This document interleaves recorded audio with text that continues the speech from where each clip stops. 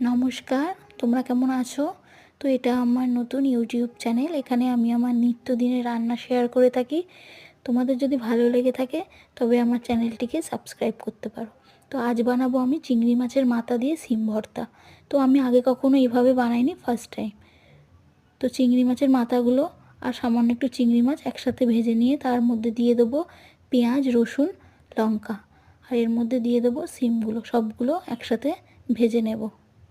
সামান্য একটু লবণ দিয়ে দেব আর দেব কিছুটা ধনিয়া পাতা।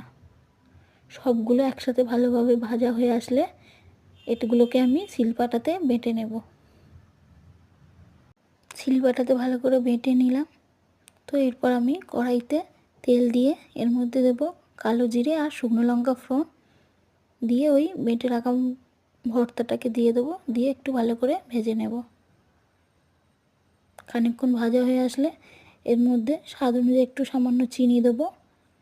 তো দিলেই রেডি হয়ে গেল আমার চিংড়ি মাছের মাথা দিয়ে শিম ভর্তা।